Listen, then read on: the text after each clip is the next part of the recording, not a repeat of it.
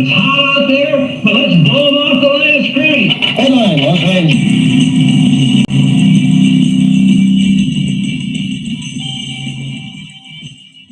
Live from the studios of the Ram Cave, I'm Joe Terosian, and this is RamView, the supplemental January 11th, 2024 edition, brought to you by Kistler Law Firm. Injured in an auto accident, need help, got questions, call Kistler Law at 661-206-6990. And check out KistlerLawFirm.com. That's one word, KistlerLawFirm.com. Kistler Law, they've been fighting for you since 92. And by Temple City Auto Repair. Having some auto issues, get yourself some John and Henry at TempleCityAutoRepair.com. And of course, by Granite Ridge Christian Camp, a place where your life can change. All right, obviously this is different. I was hesitant to even call this RamView. This is basically an audio check, trying to chase down the bugs in yesterday's audio foul up. I record dually. I record just on my own computer as well as here on YouTube. And lately I just been taking the recording that I record on my computer and I post that on Spotify, and that came back clean. The sound on that is fine. So it's something maybe in my bandwidth or something. So I did some playing around and I thought, let me come on the air for about 15 minutes, 20 minutes today. And I'm really not going to share this anywhere. If you guys see it, great. I'll answer some questions if I can. It's not a regular show. But it made me sick yesterday when I heard the playback of the show. And, and I'm not anal retentive. I'm not obsessive compulsive in terms of perfection. I am obsessive compulsive about some things, but not about like, oh, it's got to be absolutely perfect. But that irritating snap, crackle, pop really sets me off. And, I do have sponsors. I got people I'm responsible to. And I also feel like if you folks take the time to click on to watch me, you deserve something better than that. And I think the content was great and everything. But I apologize for that audio yesterday. And so I'm just kind of doing this as a show to kind of, I got some people watching around just to kind of see if this thing can be cleaned up a little bit and maybe where the problem began so we could avoid it happening in the future. So Tim Burns, thank you. Thank you so much. Expat, thank you so much. Okay, Capo, thank you. This is my Outsiders jersey. If you guys don't know, I direct Outsiders camps. My job is I pastor a church. You know that. I also do RamView, but my unspoken job that I don't talk much about here is I'm the executive director of Outsiders programs at Granite Ridge Christian Camp, which means I help facilitate camps for young people. We're getting ready at the end of this month to have a kids winter camp, and then in February, a kids youth winter camp. And then we do women's retreats, men's retreats, and then we do a CIT academy where we take the counselors in training, and then we run summer kids camp, summer youth camp, and that's kind of like my other job, I guess. And so that's why I'm wearing the Outsiders jersey today. I really wasn't planning on being on, but here we go. I'm just going to throw some thoughts out, and it's going to be random, and it's not a regular RamView and everything. But I appreciate you guys for clicking on.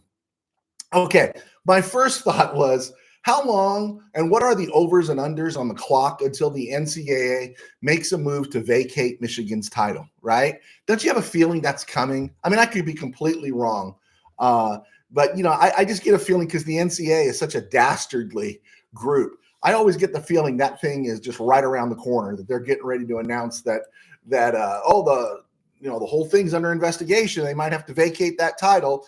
And really what these college football programs need to do as they gain more power, the Big Ten and the SEC, they should just tell the NCAA to pound sand. We are no longer under your authority, and just let them go. You have the power to do that. Speaking of that, big news around football in terms of college football and pro football. Pete Carroll, who really made his bones at USC, of course, moved on from yesterday late. We found out leaving Seattle. And, I look at Pete Carroll and then you hear his interview and you see video of him. This guy is aging better than Moses, right? He's just got so much energy. And the buzz is he still wants to coach. And I think it would be interesting. Not that I would wish anybody to have the Spanos as owners, but wouldn't Pete Carroll be an interesting fit with the Chargers? because Pete Carroll is still viewed as a USC guy, and I think he's much revered, and that would be that would be an interesting call for the Chargers if they wanted to gain some traction in LA, because they don't belong here right now. They don't belong anywhere. They are the football franchise without a home because they left their home, and they don't belong in LA. But Pete Carroll would be an interesting thought there. Nick Saban. I don't need to go into all the stuff about Nick Saban except this. In Alabama, is he as revered as Bear Bryant? I think he's better than Bear Bryant, but it's interesting because that hat, that Bear Bryant, icon there, is huge in Bama. And I just wonder, is Nick Saban right there with Bear Bryant? Has he exceeded Bear Bryant and stuff? Because, yeah, he had a heck of a run there. He's someone that feels like he's done to me. Bill Belichick, we found out this morning, he's out with New England. And, I didn't think it would end classy, but it did. I thought Belichick looked great today, him and Robert Kraft being there together. Good for Bill, good for the Kraft family. I was happy it ended that way. You hate to see something like that end in such a poor manner, and it ended well, and so that was really a good thing to see. And then there's buzz now about him and the Falcons. Now, no matter how good Belichick looked today, I just would not want him as my head coach. And I think the Falcons would be making a huge mistake if they brought him in, but that's okay. Let the Falcons, an NFC team, make a huge mistake. Just like the Saints bringing back Dennis Allen, let them make a huge mistake, right? Those are good things. If you're a Ram fan, you want those things to happen. Ultimately, I think Carroll, Saban, and Belichick should start their own podcast, right? That's what they should do. The Bears announced, the NFL announced, the Bears, Vikings, and Jaguars will bear the international burden in 2024.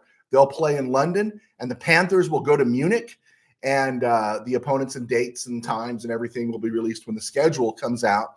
But I hate those European games. I really do. At some point, NFL, you've got the dough. Just plant some franchises there, or build a league there, build a division there, do something. I'm just sick of seeing these teams. I hate it when the Rams have to play out of country. I really do. I hate it. And to me, if you're good enough like the Rams have been, the Chiefs have been, I think you're in that place where you say, you know what? No, we don't have to do that because we play well, Send teams like the Panthers, who are about to be relegated, right? Send them to Europe to play that schedule. I don't like it. Especially, I'm the Jaguars. I don't like it. Do something else, NFL. I know those fans over there love it and all that. Big deal. So start your own league over there. Start another division over there, and get some owners and do it, right? But stop taking NFL franchises and making them play part of the season, going back and forth across the pond, because it does take a toll. And since we're talking 2024, post-Super Bowl, the NFL calendar plays out this way. February 20th, franchise tag window opens. February 27th, scouting combine begins. That's Nerdville, and I love it. When I get a chance to watch the combine, I generally watch the combine because I don't like to be surprised on draft day. Now, again, what is the combine? Is it like 250 people? Only 250 are invited, so you're not going to see everybody at the combine, but it is kind of cool. The March 5th is the deadline for clubs to franchise tag players. March 13th is the first official day of the start of the new season, when official contracts can be signed. They'll be in some negotiation a few days before, and they've had an agreement, but contracts can be signed on March 13th. That's the official day of the new season. And of course, the NFL draft starts, I think, April 25th in Detroit this year. And the draft is always fun. In fact, it's more fun on day 2 and 3. I really hate the red carpet crud. It's boring. You got Melissa Stark out there in years past asking, guys that are about to become millionaires and have a dream fulfilled, if they're Elvis or Beatle people, or if they're peanut butter and jelly, or cream grilled cheese sandwich. What kind of sandwich do you like? It's just ridiculous. I hate the Hollywoodification of the draft. I liked it all when the first 3 rounds were on Saturday. But, you're going to do what you're going to do. And the NFL owns the world right now in terms of TV. And why not? They're going to make millions of bucks. March 30th is the start of the merger season between the XFL, USFL, the new version of the UFL. And the teams are the Birmingham Stallions, Houston Roughnecks, Memphis Showboats, Michigan Panthers, Arlington Renegades, DC Defenders, San Antonio Brahmas, and St. Louis Battlehawks. And I think that's cool. I'm glad those leagues merged, and I might watch it now that they're merged. But you know what I need is I need a team in LA. I need a team called the LA Express or the Southern California Sun with those colors to stir up some emotion. The Memphis Showboats did that, and that created a buzz. And so I need, bring back the LA Express, bring back the Southern California Sun. That would be kind of cool to see. Have them play at the StubHub or whatever it's called now, and let them play where the Chargers used to play. And I'd be of interest, right? I'd apply for credentials to that. So we'll see. All right, we're getting to the Rams Lions and everything. And guys, some of you that I just clicked on, this isn't a regular show. This is kind of like an audio check show. To see if I can work out my audio bugs from yesterday. I was very upset after yesterday's show, and so I'm just doing this and checking out on what caused that issue. Yesterday's show came out great audio-wise for the Spotify, but on the YouTube broadcast, there was something interfering with my bandwidth, and so we're trying to chase that down. And so this is like a supplemental show. I'm probably not going to post it anywhere. Okay, we got the Stafford Goff thing with this Rams-Lions game, right? But is everyone aware of all the other quarterbacks that have played for both teams, Rams and Lions? I thought this was fun. Now, I'm going to nerd out here because I have time to nerd out because we're just having fun today. There was a quarterback named Milt Plum. Anyone remember Milt Plum? Played at Penn State, second-round pick of the Browns in the 50s. He was a starter for the Browns, made a couple of Pro Bowls for the Browns, and then he got traded to Detroit, and he was a Rams backup in 68 because he was part of the Bill Munson deal. Carl Sweetan, he was an 18th round pick by the Lions out of Wake Forest, became a part-time starter for the Lions, and he was a Rams backup in 69. The most interesting thing about Carl Sweeten is that he was later arrested after being cut by the Rams for trying to sell his playbook to somebody he thought were from the Saints organization, which turned out to be an FBI operative. I thought that was pretty interesting. Bill Munson played for the Lions, but he was a first-round draft pick, 7th overall by the Rams, a mere 2 years or so after drafting Roman Gabriel. Harlan Svar just didn't believe in Roman Gabriel. But by the time George Allen got there, George Allen said, no, Roman Gabriel's my guy. So Bill Munson became a 7th overall pick, first round. He became a backup in the 1966 and 1967 season.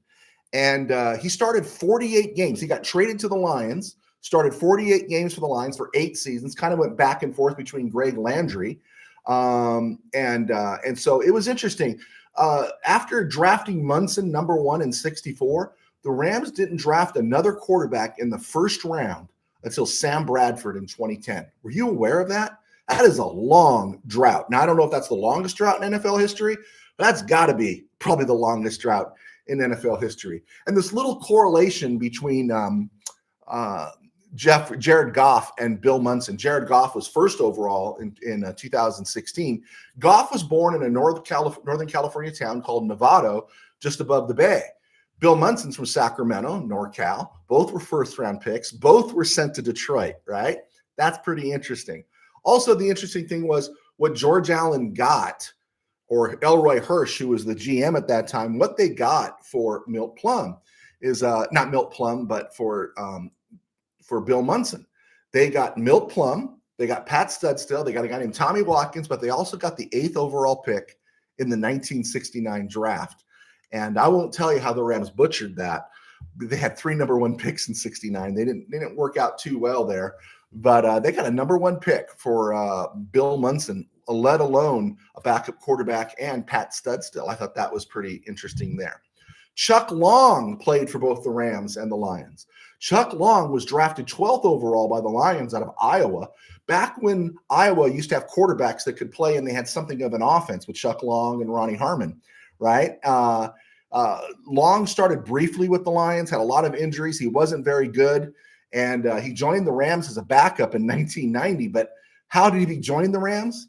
They sent a third-round pick for a bust quarterback. The Rams sent a third-round pick for a bust quarterback to the Lions in 1991 for Chuck Long. Gus Frerotte. Many people don't remember Gus Frerotte. He was a seventh-round pick by the Redskins out of Tulsa. He was kind of a throwaway pick after they drafted Heath Shuler early in the first round, right behind Trent Dilfer in the 94 draft. But Gus Frerotte proved to be the better quarterback. He started 46 games in 5 years with the Redskins, and then he started bouncing around as a free agent and was a backup for the Rams in 2006 and 2007. And then finally, there's Sean Hill, undrafted free agent out of Maryland, bounced around for the league, spent 4 years in Detroit, started 10 games for them in 2010 when Matthew Stafford was hurt. And he was the Rams starter in the 2014 season. He got the bulk of the starts, 8 of them, in 2014 after Bradford went down in the preseason. I thought that was kind of interesting stuff there, right? Nerd stuff, probably stuff that doesn't make the show, but nerd stuff, and it's there. It's cool. December 21st, 1952. I talked about this yesterday. The Rams and Lions played their only meeting in the playoffs. Detroit won 31-21 at Briggs Stadium. It was about 37 degrees. Briggs Stadium later became Tiger Stadium. Rams fell behind 14-0, but they rallied with a Tom Fears touchdown catch and a Deacon Dan Towler run.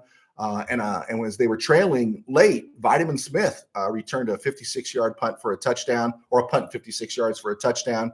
But the Lions closed it out and won the game 31-21. Thought that was interesting. Just throw that back out there again. Also, another Rams-Lions connection that still has bearing today. There was an offensive lineman named Mike Utley who was drafted in the third round in 1989 out of Washington State by the Lions. He played right guard. And in week 12 of his third year in 1991, which would have been November 17th of 1991, he suffered a spinal injury playing against the Rams in Detroit. And as he was being carted off the field, he raised a thumbs up for his family and fans to see. He never played again, but that thumbs up after a potential head or neck injury has become iconic, hasn't it? That's what everyone's waiting to see when someone's getting carted off, if they can give you this to let them know that they're somewhat okay. And that's a link between the Lions and the Rams playing in Detroit with Mike Utley.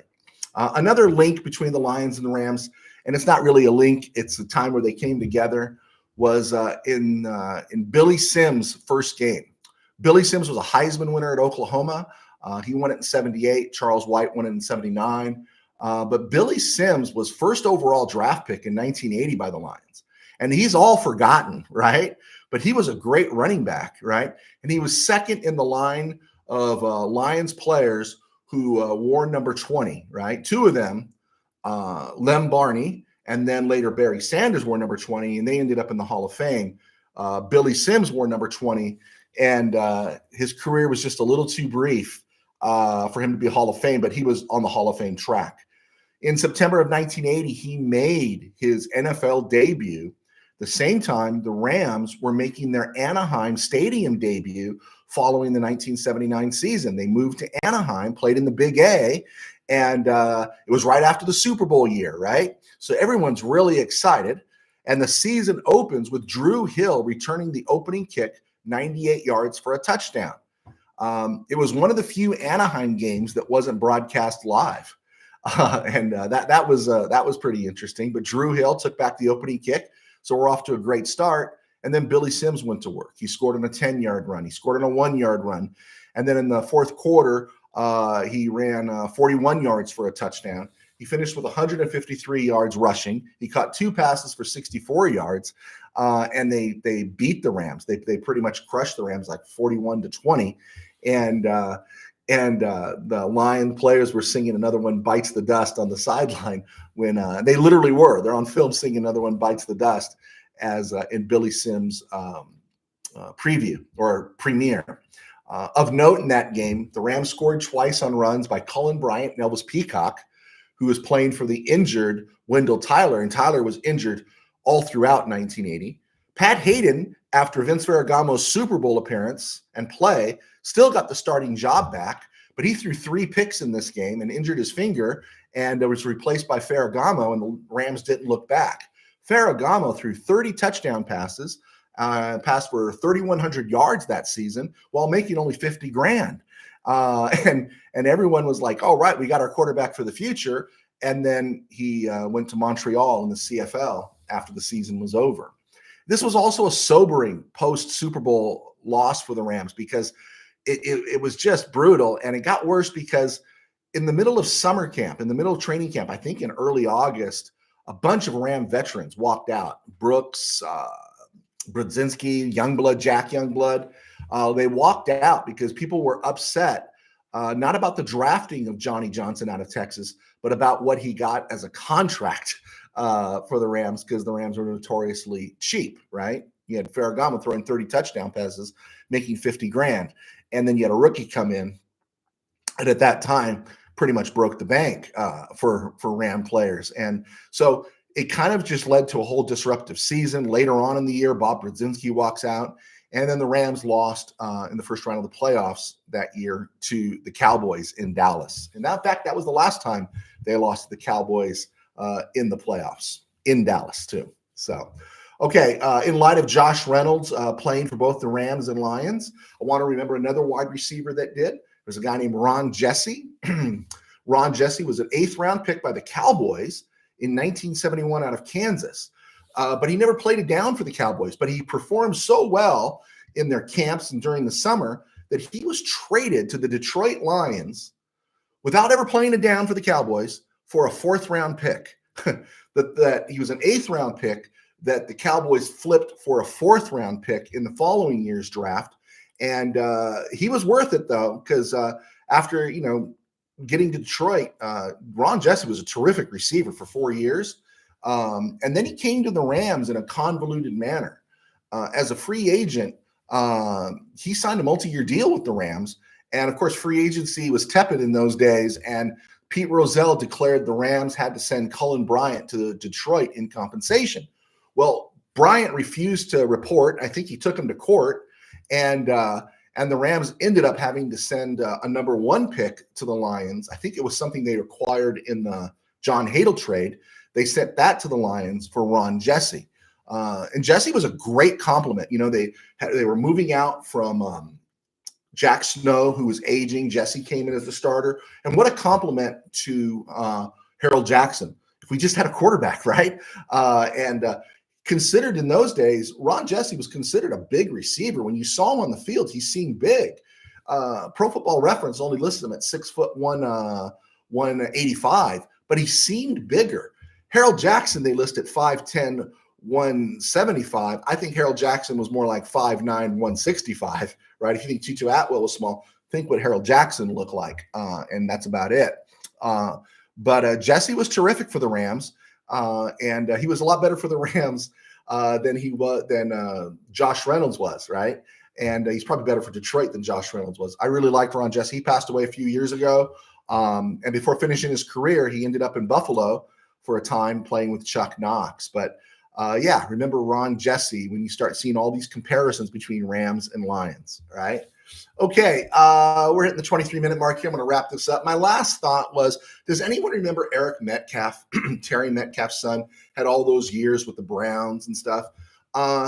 Devin Hester is a finalist for the Hall of Fame this year. I believe he's a finalist. I think they listed him as a finalist. I could be wrong. But Devin Hester had 15 returns for a touchdown, 10 punts, 5 kickoff returns. Eric Metcalf had 12, 10 punts, and 2 kickoff returns. And he was a far superior offensive player, meaning Devin Hester kind of got put into the wide receiver role as his career went on. But from the get-go, Metcalf was carrying the ball, catching a lot of passes, had a 100-catch season in one of those years. And I don't know, has Hester, who I think should go in the Hall of Fame because he was a game changer, the name just popped in my head that, Eric Metcalf deserves a revisit and consideration for Canton if we're going to talk Devin Hester. And maybe it's time, because he was so versatile as a player. There we go. All right. I hope this was. It was a stone group, my man. Cool. Cool. All right. Let's see. We got some questions here. Tim Burns, Tony Horn was underrated and should be given his due in his first Super Bowl win. Okay. I like Tony Horn, man. We did. We did like Tony Horn. Travel is a real issue. I know, Tim Burns, you're talking about the Europe thing and another World League and have the Super Bowl play the World League champ. But it would never be at our level, right? Unless you include the World League in the NFL draft. That would be interesting. Jeff Fisher was the era of living in the draft. Expat. Oh, yeah. Yeah. That's so funny because, the Rams haven't had a number one draft pick in 2016. And here's so funny, when you're a Ram fan, you're always trying to figure out when do the Rams have their first pick, right? So you kind of ignore the first round, right? And I was laughing as I was kind of just laying some things to the side here to get ready to talk about. And it's like, man, we got to look at the first round now. And that's if the Rams stay there. Wouldn't it be interesting if the Rams moved out of the first round and picked up more picks in the top 100? I think that would be the way to go, but that's what I say. Tim Burns, Sacramento had the champion Surge and goal. I've got a Surge jersey. I got a David Archer jersey, Tim Burns. Did you know that? Yeah. Both were widely supported, and it was a good time. Yeah. Sacramento supported the Surge. When the CFL did that expansion into the states, and yeah, I'm proud to say I got a David Archer jersey. Maybe I'll pull it out for you and let you see it at some point. Half Navajo, Jeff Fisher did something special with Snead in getting Donald. I will always be thankful for that. What's really interesting, I'm not going to argue with that on that Half Navajo, but remember the second overall pick was Greg Robinson in that draft. And man, to think that the future of the Rams was based on, when everyone was ignoring Aaron Donald. I'd love to know who was in the room and who insisted on Aaron Donald. And if it was Jeff Fisher, then God bless him. USA expat, when guys left camp to protest the rookie contract, didn't Jack Youngblood say gone fishing? Yeah, that's exactly what they did. There was a whole thing there. Jack Youngblood, yeah. And they did do the whole thing. They'd gone fishing, and they showed this whole thing of Larry Brooks and Jack Youngblood fishing while they were gone. And they came back, and they just weren't ready to play. And that was the debut season in Anaheim. And the ironic thing, first game in Anaheim, and it was blacked out. And but from that point on, as a Ram fan, I love them being in Anaheim because they were selling out the stadium, and you could see Ram games where before, guys, I think I've shared with you, even the Mud Bowl was blacked out. Monday night games were blacked out. There was constant games where black, you just didn't see them. And it's amazing the NFL survived that disaster, but they did and stuff. But I wasn't as protesting of them going to Anaheim. And I don't care what anyone says. Eric Dickerson says it was a racist reason. If you didn't visit the Coliseum in the 70s, you don't know what a pit and a garbage dump it was. It was terrible. And that was the city's fault and the Coliseum Commission's fault. And you totally get why teams wanted to leave there. No one wanted to go there. And the NFL said, we don't want to put a franchise back in the Coliseum after the Raiders bolted in the mid-90s. USC getting control of that facility really saved that facility from getting 86th. It's a great place to see a game now. They've done a great job there. Let's see. I have Archer's autograph on my football wall. Oh, okay, there you go. I have an Archer Bay football card when he played with the Falcons. Tim Burns, Youngblood worked for the Surge. He was cool to meet. Oh, that's cool. I've never met Jim Youngblood. I haven't, or Jack Youngblood either. None of the Youngbloods I've met. I've only met a few of the Rams, and that's a pretty amazing moment.